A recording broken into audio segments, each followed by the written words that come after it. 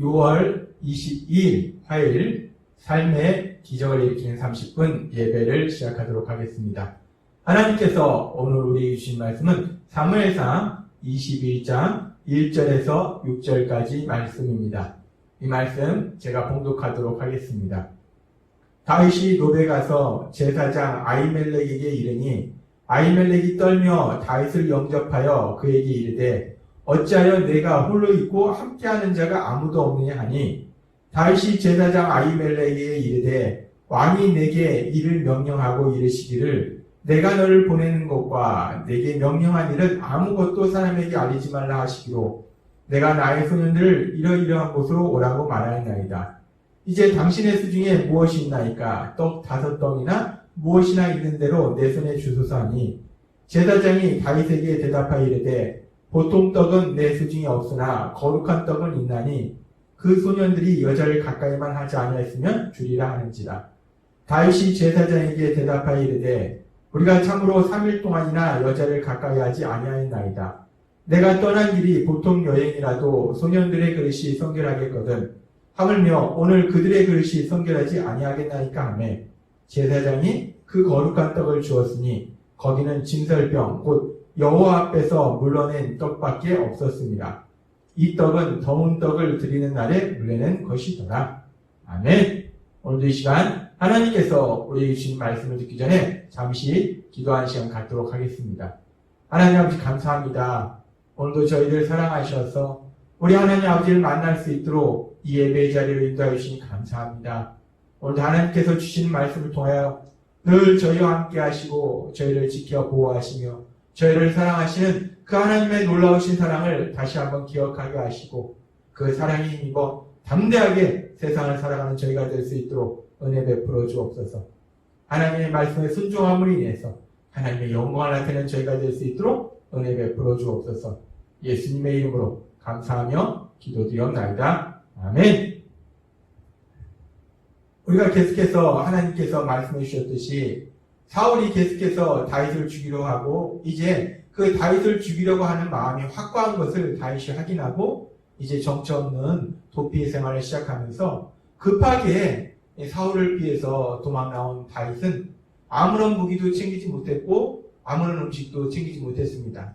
그래서 먼저 이 제사장 아히멜렉에게 가서 영적인 부분, 즉 하나님이 자신을 향한 뜻이 무엇인지를 묻고 그 다음에 이제 현실적인 부분도 제사장으로부터 도움을 받으려고 다윗이 말합니다. 이 사무엘상 21장의 말씀처럼 다윗이 자신에게 줄 음식이 없는가, 떡 몇 덩이만 있어도 나에게 줬으면 좋겠다라고 제사장 아히멜렉에게 말합니다. 그랬을 때 제사장 아히멜렉이 다윗에게 음식을 주는데 어떤 음식을 주는가? 사무엘상 21장 6절은 이렇게 말씀합니다. 제사장이 그 거룩한 떡을 주었으니 거기는 진설병 곧 여호와 앞에서 물려낸 떡밖에 없었습니다. 이 떡은 더운 떡을 드리는 날에 물려낸 것이더라. 이 제사장이 다윗에게 거룩한 떡을 주었다라고 표현하고 있습니다. 이 떡이 거룩한 떡이 있고 거룩하지 않은 떡이 있는가? 떡 자체가 거룩한 것이 아니라 그 떡은 하나님께서 이스라엘 백성에게 말씀하신 것처럼 매 안식일마다 하나님께 드려지는 진설병이기 때문에 거룩하신 하나님 앞에 드려진 떡이기 때문에 그 떡은 거룩한 떡이다라고 표현합니다. 어찌되었든 그렇게 제사장 아히멜렉이 매 안식일마다 하나님 앞에 드리던 그 진설병, 근데 새로운 진설병이 안식일이 돌아와서 드리고 나면 이전에 하나님께 드렸던 그 진설병은 이제 다시 가지고 오는데 그 진설병 떡을 지금 다윗에게 준 겁니다. 그런데 하나님께서는 이미 말씀을 통해서 이 진설병에 대해서 말씀하실 때 출애굽기 25장 30절과 레위기 24장 8절과 9절은 이렇게 말씀합니다. 상위에 진설병을 두어 항상 내 앞에 있게 할지니라 라고 말씀합니다. 하나님께서 하나님의 그 성소에 진설병을 두어서 항상 하나님 앞에 있게 하라라고 말씀하시고 레위기 24장은 안식일마다 이 떡을 여호와 앞에 항상 진설할지니, 그래서 이스라엘 백성들은 특히 제사장은 이스라엘 12지파를 상징하는 12개의 그 떡을 두 줄로 해서 여호와의 성수에 이렇게 하나님 앞에 드립니다. 여호와 앞에 항상 진설할지니 이는 이스라엘 자손을 위한 것이요 영원한 언약이니라. 이 떡은 아론과 그의 자손에게 돌리고 그들은 그것을 거룩한 곳에서 먹을지니 이는 여호와의 화제 중 그에게 돌리는 것으로서 지극히 거룩함이니라. 이는 영원한 규례니라 라고 말씀합니다. 이 진설병떡이 매 안식일마다 드려지고 그래서 새로운 진설병떡이 드려지면 하나님 앞에 드려졌던 그 진설병떡은 이제 아론과 아론의 자손들 제사장들이 먹어라 라고 하나님이 말씀하십니다. 이 언약은 영원한 규례다 라고 말씀하셨어요. 지금 이 레위기의 말씀에 보면은 이 진설병떡을 누가 먹을 수 있는가? 진설병은 아론의 자손들, 즉 제사장들만 먹을 수 있도록 하나님께서 말씀하셨다는 거예요. 근데 지금 다윗은 제사장이 아닙니다. 따라서 이 레위기의 말씀을 우리가 문자적으로 해석할 때 지금 제사장 아히멜렉은 하나님의 말씀대로 하지 않고 하나님의 말씀에 불순종하는 것 같은 그런 모습을 우리가 볼 수 있습니다.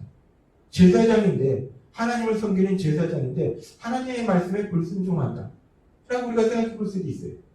네, 이 부분에 대해서 2000년 전 이 땅에 오셨던 예수님, 하나님신 예수님께서 이 지금 제사장 아히멜렉이 다윗에게 진설병을 준 것에 대해서 말씀하시는 장면이 있습니다. 언제 예수님께서 이 부분에 대해서 말씀하신가? 마태복음 12장 1절과 2절은 이렇게 말씀합니다. 그때에 예수께서 안식일에 밀밭 사이로 가실새 제자들이 시장하여 이삭을 잘라 먹으니 바리새인들이 보고 예수께 말하되 보시오 당신의 제자들이 안식일에 하지 못할 일을 하나이다. 예수님과 함께했던 제자들이 배가 몹시 고파서 그날이 안식일인데 이삭을 잘라서 조금 먹었습니다. 그러니까 이 모습을 본 바리새인들이 안식일에 일을 했다고, 안식일에 쉬라는 하나님의 말씀을 어겼다고 이 제자들을 정죄합니다. 이렇게 안식일에 밀이삭을 먹은 걸 가지고 제자들을 바리새인들이 정죄할 때 예수님께서 지금 오늘 우리가 읽은 사무엘상 21장의 말씀, 제사장 아히멜렉이 진설병을 다윗에게 주고 그래서 제사장만이 먹을 수 있었던 그 진설병은 다윗이 먹은 그 일에 대해서 말씀하십니다. 마태복음 12장 3절과 4절은 이렇게 말씀합니다. 예수께서 이르시되 다윗이 자기와 그와 함께한 자들이 시장할 때 한 일을 잊지 못하였느냐. 지금 사무엘상 21장의 말씀이에요. 제사장으로부터 진설병을 받아서 제사장만 먹을 수 있는 그 진설병을 다윗과 그와 함께한 사람들이 먹었다는 겁니다. 그가 하나님의 전에 들어가서 제사장 외에는 자기나 그 함께한 자들이 먹어서는 안 되는 진설병을 먹지 아니하였느냐라고 말씀합니다. 지금 예수님께서도 분명히 말씀할 때 진설병은 원래는 하나님의 말씀에는 문자적으로는 제사장 외에는 먹지 못하도록 되어 있었는데 제사장이 아닌 다윗이 먹지 않았느냐라고 말씀합니다. 이 말씀은 지금 제사장 아히멜렉이 다윗에게 진설병을 준 것이 잘못되었다거나 아니면은 제사장이 아닌 다윗이 진설병을 먹은 것이 잘못되었다라는 말씀이기보다는 계속해서 이어지는 말씀에 보면은 제사장이 아닐지라도 그렇게 다윗이 진설병을 먹은 것에 대해서 하나님께서 묵인하시는 것을 우리가 볼 수 있습니다. 하나님신 예수님께서는 계속해서 이렇게 말씀하십니다. 또 안식일에 제사장들이 성전 안에서 안식을 범하여도 죄가 없음을 너희가 율법에서 읽지 못하였느냐. 내가 너희에게 이르노니 성전보다 더 큰 이가 여기 있느니라. 나는 자비를 원하고 제사를 원하지 아니하노라 하신 뜻을 너희가 알았더라면 무죄한 자를 정죄하지 아니하였으리라 라고 말씀합니다. 하나님신 예수님께서 말씀하십니다. 나는 자비를 원하고 제사를 원하지 아니하노라. 이 말씀은 호세아서 6장 6절의 말씀을 인용한 말씀입니다. 나는 자비를 원하고 제사를 원하지 아니하노라. 이 말씀이 하나님이 제사를 기뻐하시지 않고 제사를 중요시하지 않는다는 말씀이 아닙니다. 하나님은 하나님을 믿고 하나님을 섬기는 하나님을 사랑하는 그런 관계 속에서 하나님 앞에 드리는 제사를 중요시하는데, 그렇게 하나님을 사랑하고 하나님을 믿는 제사를 드리는 삶은 또한 사람을 사랑하는 자비의 삶을 산다는 거예요. 고통받는 사람을 불쌍히 여기는 자비의 삶을 산다는 겁니다. 지금 예수님은 말씀하십니다. 제자들이 배고파서 미리삭을 먹은 그 일과, 그리고 다윗이 배가 고파서 제사장 위에는 먹지 못하는 진설병을 먹은 그 일을 놓고 말씀하실 때, 하나님의 말씀을 문자적으로 해석해서 이것이 옳으냐 저것이 옳으냐를 따지기 앞서서 하나님을 진정 믿는다면, 하나님을 사랑한다면 사람을 사랑하고 사람을 불쌍히 여기는 삶을 사는 것이 맞다라고 하나님께서 말씀하신다는 겁니다. 그렇습니다.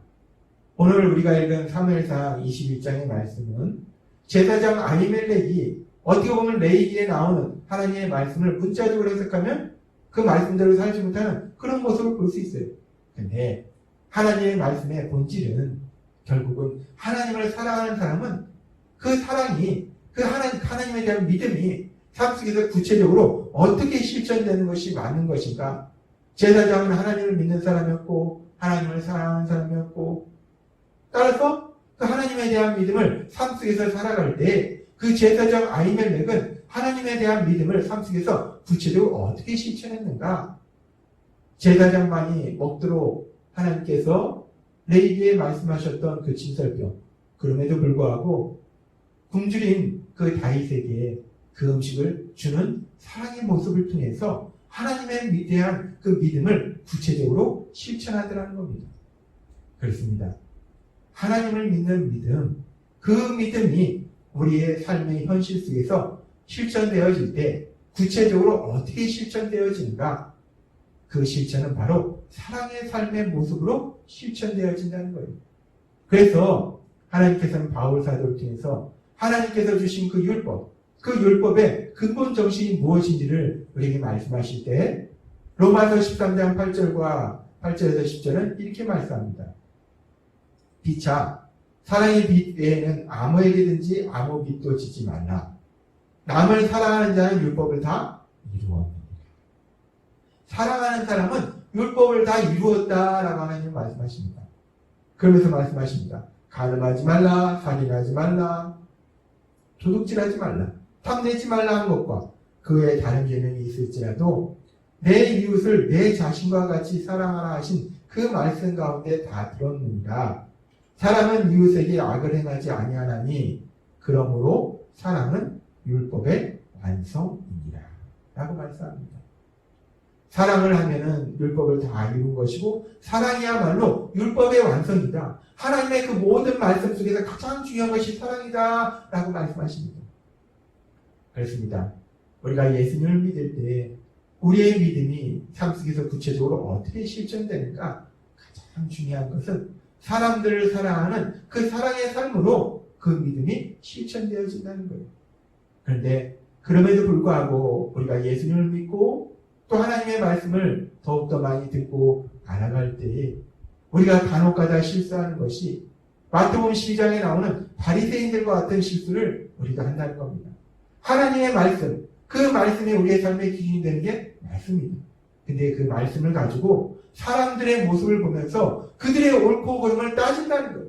그리고 비판하고 정죄한다는 겁니다. 그들의 모습을 판단한다는 거예요.